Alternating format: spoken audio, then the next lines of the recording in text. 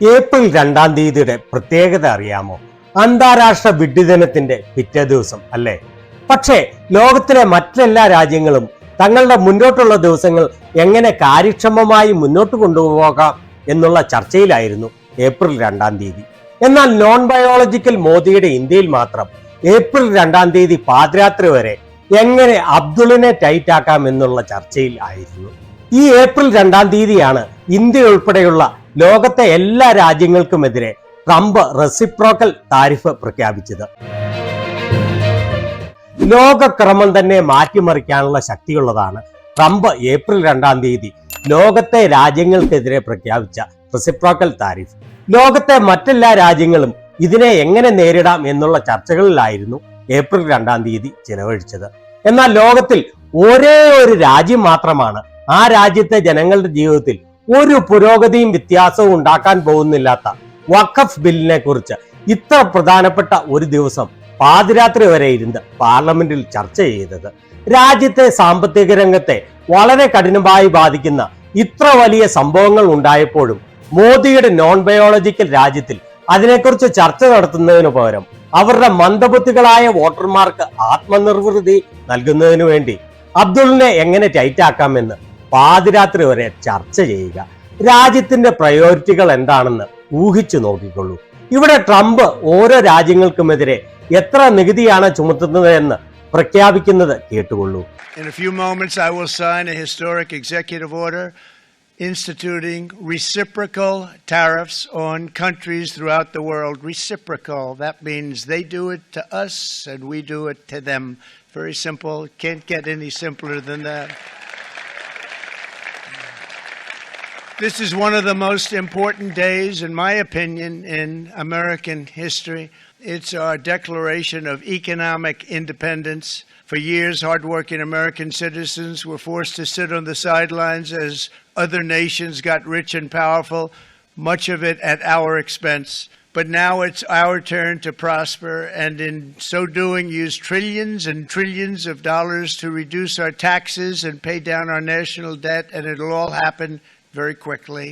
With today's action, we are finally going to be able to make America great again, greater than ever before. ഏതാനും നിമിഷങ്ങൾക്കകം ഞാൻ ചരിത്രപരമായ reciprocal tariff ഏർപ്പെടുത്തിക്കൊണ്ടുള്ള executive ഓർഡറിൽ sign ചെയ്യും.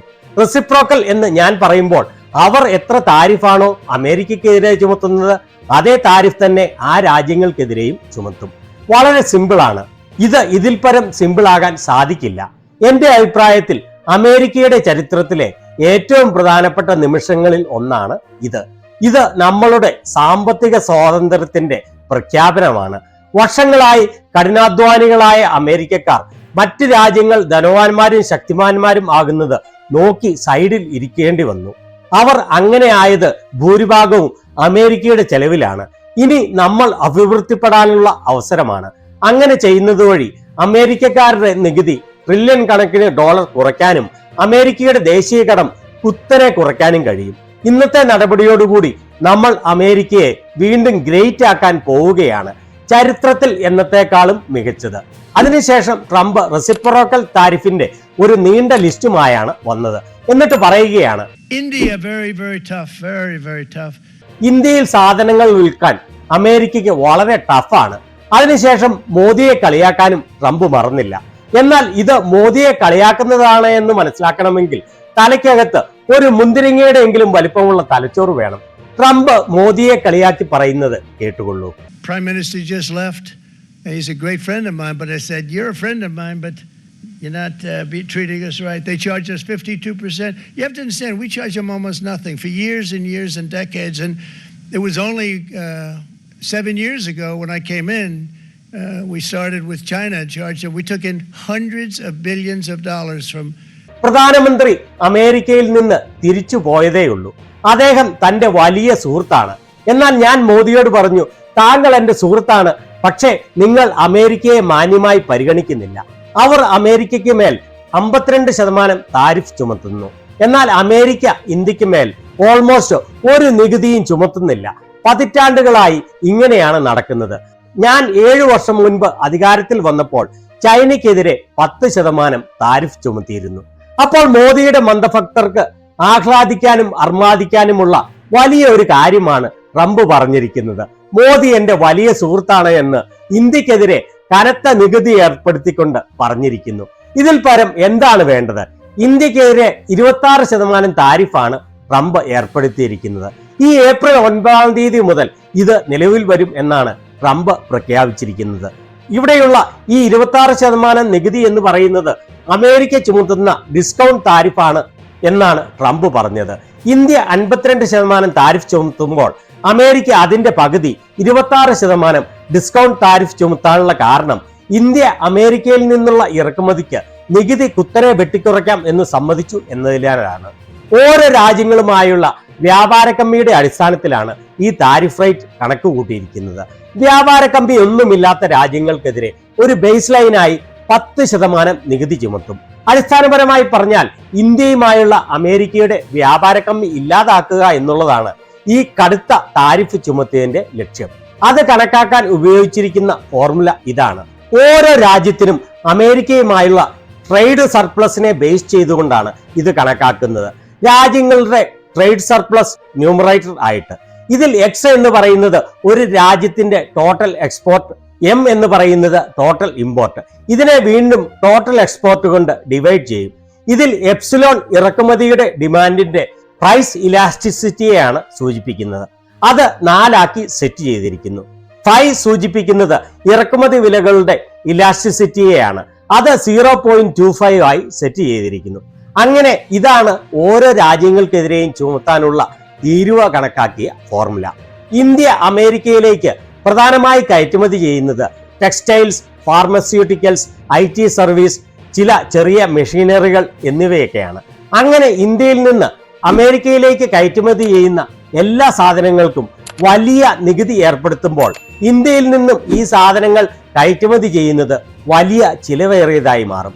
അതുവഴി കയറ്റുമതി കുത്തനെ ഇടിയാനുള്ള സാധ്യതയാണ് ഉള്ളത്. അതുപോലെ സ്റ്റീൽ, അലുമിനിയം, അഗ്രികൾച്ചറൽ പ്രോഡക്ട്സ്, വജ്രങ്ങൾ എന്നിവയും ഇന്ത്യ അമേരിക്കയിലേക്ക് കയറ്റുമതി ചെയ്യുന്നുണ്ട്. ഇവയുടെ കയറ്റുമതിയെയും ട്രംപിന്റെ ഈ താരിഫ് കാര്യമായി ബാധിക്കും. അതുപോലെ തന്നെ ഇന്ത്യ അമേരിക്കയിൽ നിന്ന് കൂടുതൽ സാധനങ്ങൾ ഇറക്കുമതി ചെയ്യാം എന്ന് സമ്മതിച്ചിട്ടും ഉണ്ട്. അതുവഴി ഇന്ത്യയുമായുള്ള വ്യാപാര കമ്മി ഇല്ലാതാക്കുന്നതിനും വ്യാപാര സർപ്ലസ് ഉണ്ടാക്കുന്നതിനുമാണ് ട്രംപ് ശ്രമിക്കുന്നത്. ഇന്ത്യക്ക് കാര്യമായ വ്യാപാര സർപ്ലസ് ഉള്ള ഏക രാജ്യമാണ് അമേരിക്ക. ലൈവ് മിന്റിന്റെ ഈ വാർത്തയിൽ പറഞ്ഞിരിക്കുന്നത് ഇന്ത്യയുടെ മേക്കിംഗ് ഇന്ത്യ പ്രോഗ്രാം അമേരിക്കയ്ക്ക് ഇന്ത്യയുമായി വ്യാപാരം നടത്തുന്നതിന് വലിയ തടസ്സമാണെന്നാണ് അമേരിക്ക കണ്ടെത്തിയത് എന്നാണ്. അതായത് നിങ്ങളൊന്നും കാര്യമായി നിർമ്മിക്കേണ്ട, അമേരിക്ക അത് നിർമ്മിച്ച് ഇന്ത്യക്ക് നൽകാമെന്ന് അമേരിക്ക ഇന്ത്യയോട് പറയുകയാണ്. ഇവിടെ ഇന്ത്യയുടെ കാര്യങ്ങൾ അമേരിക്കൻ പ്രസിഡന്റ് ട്രംപ് പറയുന്നത് കണ്ടുകൊള്ളൂ. ഇന്ത്യ അമേരിക്കയിൽ നിന്ന് ഇറക്കുമതി ചെയ്യുന്ന സാധനങ്ങൾക്കുള്ള നികുതി കുത്തനെ കുറയ്ക്കുമെന്ന് ട്രംപ് പ്രഖ്യാപിച്ചു.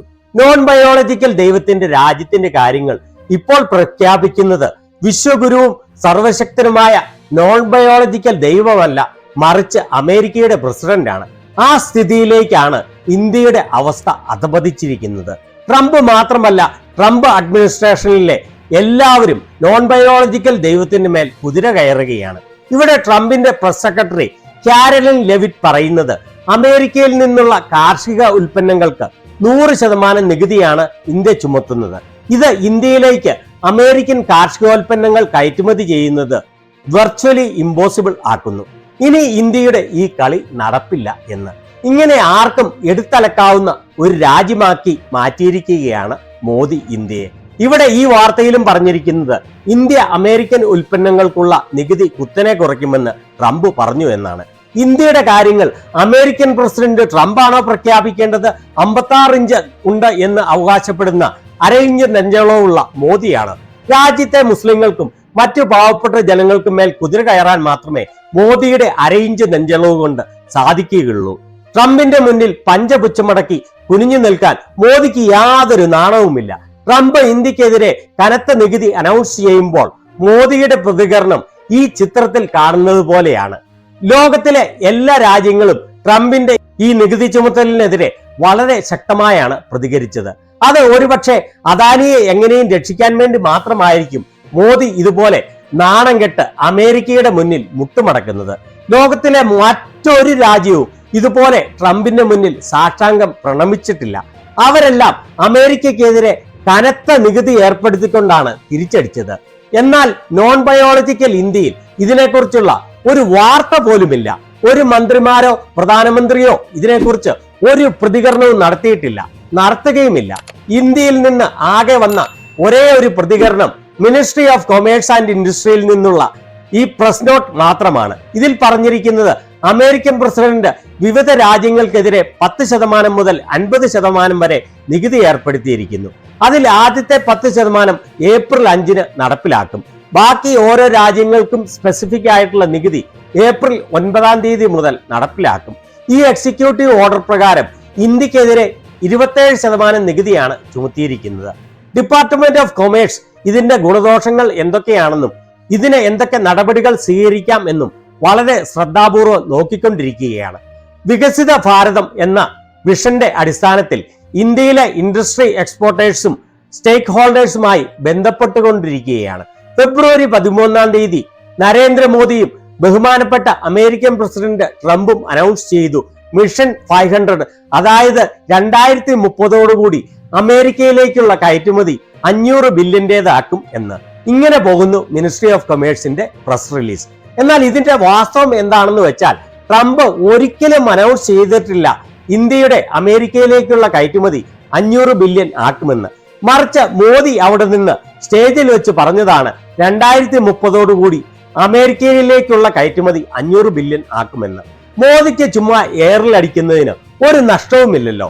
വാസ്തവത്തിൽ സംഭവിക്കാൻ പോകുന്നത് അമേരിക്കയിൽ നിന്ന് ഇന്ത്യയിലേക്കുള്ള ഇറക്കുമതി വർദ്ധിപ്പിച്ച് ഇപ്പോഴുള്ള അമേരിക്കയുടെ ട്രേഡ് ഡെഫിസിറ്റ് ഇല്ലാതാക്കുകയാണ്. കേന്ദ്രം ട്രംപിന്റെ നികുതികളെ ഒരു മിക്സ്ഡ് ബാഗ് ആയിട്ടാണ് കണക്കാക്കുന്നത്, അല്ലാതെ ഒരു തിരിച്ചടി അല്ല എന്നാണ് പറഞ്ഞിരിക്കുന്നത്.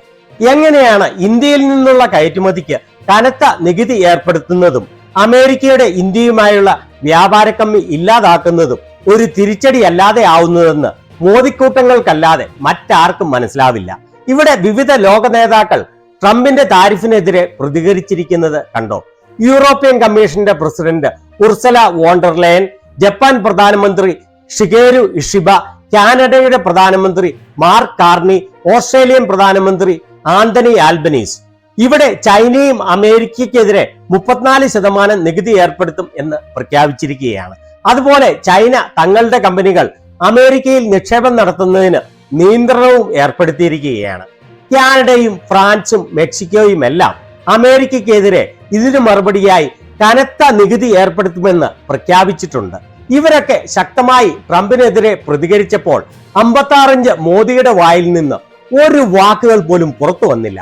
അതിലുള്ള ധൈര്യമില്ല, ചങ്കൂറ്റമില്ല. ഇന്ത്യ ടുഡേയുടെ രാജ്ദീപ് സർദേശായി ഇവിടെ പറഞ്ഞിരിക്കുന്നത് ലോകമെമ്പാടുമുള്ള ഗവൺമെന്റുകൾ ട്രംപിന്റെ താരിഫിനെ കുറിച്ച് കൂലങ്കക്ഷമായ ചർച്ചകൾ നടത്തുമ്പോൾ ഇന്ത്യയിലെ പാർലമെന്റ് ജനങ്ങളെ വിഘടിപ്പിക്കുന്ന വഖഫ് ബില്ലിനെ കുറിച്ചാണ് പാതിരാത്രി വരെ ചർച്ച നടത്തുന്നത്. സമൂഹത്തെ ഹിന്ദു മുസ്ലിമിന്റെ പേരിൽ വിഘടിപ്പിക്കുന്ന ഒരു weapon of mass distraction and division ആണ് ഇത്. നമ്മൾ ഡിസ്റ്റോപ്പിയൻ കാലഘട്ടത്തിലാണ് ജീവിക്കുന്നത്. ഇപ്പോൾ വഖഫ് ബിൽ കൊണ്ടുവരാനുള്ള ഒരേ ഒരു കാരണം ട്രംപ് ഏർപ്പെടുത്തിയ നികുതിയിൽ നിന്നും ജനങ്ങളുടെ ശ്രദ്ധ തിരിക്കുക എന്നുള്ളത് മാത്രമാണ്. ഇവിടെ വെസ്റ്റ് വിർജീനിയയിലെ മുൻ സ്റ്റേറ്റ് ഡെലിഗേറ്റ് ആയിരുന്ന ഇവാൻസ് പറഞ്ഞിരിക്കുന്നത് ഇന്ത്യയുടെ പ്രധാനമന്ത്രി നരേന്ദ്രമോദി 23 ബില്യൺ താരിഫ് വെട്ടിക്കുറയ്ക്കുന്നതിനെ കുറിച്ച് ആലോചിച്ചുകൊണ്ടിരിക്കുകയാണ് എന്നാണ്. ഇതൊന്നും ഇന്ത്യക്കാർ ആരും അറിയുന്നില്ല എന്നുള്ളതാണ് വലിയ കഷ്ടം. അമേരിക്കക്കാർ ഓരോരുത്തരായി പ്രഖ്യാപിക്കുകയാണ് മോദി താരിഫ് വെട്ടിക്കുറയ്ക്കും, 23 ബില്യൺ താരിഫ് വെട്ടിക്കുറയ്ക്കും എന്നൊക്കെ. മോദിയും കൂട്ടരും ജനങ്ങളെ ഇതൊന്നും അറിയിക്കാതെ പേടിച്ചു വിറച്ച് നാവടക്കാനാകാതെ ഇരുന്നപ്പോൾ പ്രതിപക്ഷ നേതാവ് രാഹുൽ ഗാന്ധി തനിക്ക് കിട്ടിയ അവസരത്തിൽ ഇതിനെക്കുറിച്ച് പാർലമെന്റിൽ ശക്തമായി പ്രതികരിച്ചു. അദ്ദേഹത്തിന്റെ വാക്കുകൾ കേട്ടുകൊള്ളൂ. Indira Gandhi ji, in the matter of foreign policy, do you lean left or do you lean right? And Indira Gandhi ji answered, I don't lean left or right, I stand straight. I'm Indian and I stand straight. And the BJP and the RSS have a different philosophy. When asked, do you lean left or do you lean right? They say, no, we bow our head right in front of every foreigner that comes in front of us. Sir, this is something that is in their culture, it is in their history, we know that. But we would like an answer from the government of India. What are you doing about our land And what are you going to do? What are you going to do about this tariff that our ally has imposed on us? Thank you. ഇവിടെ അദ്ദേഹം പറഞ്ഞത് ഇന്ദിരാഗാന്ധിയോട് നിങ്ങൾ ഇടത്തേക്കാണോ വലത്തേക്കാണോ ചായുന്നത് എന്ന് ചോദിച്ചപ്പോൾ ഞാൻ ഇടത്തേക്കും വലത്തേക്കും അല്ല, നട്ടെല്ല് നിവർത്തി നടുവിലാണ് നിൽക്കുന്നത് എന്നാണ് പറഞ്ഞത്. എന്നാൽ RSSും BJPയും ഇടത്തേക്കും വലത്തേക്കും ചെരിയാതെ ട്രംപിന്റെ മുന്നിൽ നടുവ് കുനിച്ച് കുമ്പിട്ട് നിൽക്കുകയാണ് ചെയ്തത്. RSSന്റെയും BJPയുടെയും പാരമ്പര്യം അതാണല്ലോ. സായിപ്പിനെ കാണുമ്പോൾ ഷൂ നക്കുക, നടുവളയ്ക്കുക. വരും നാളുകളിൽ ഇന്ത്യക്ക് വലിയ പ്രതിസന്ധിയാണ് ഉണ്ടാകാൻ പോകുന്നത്.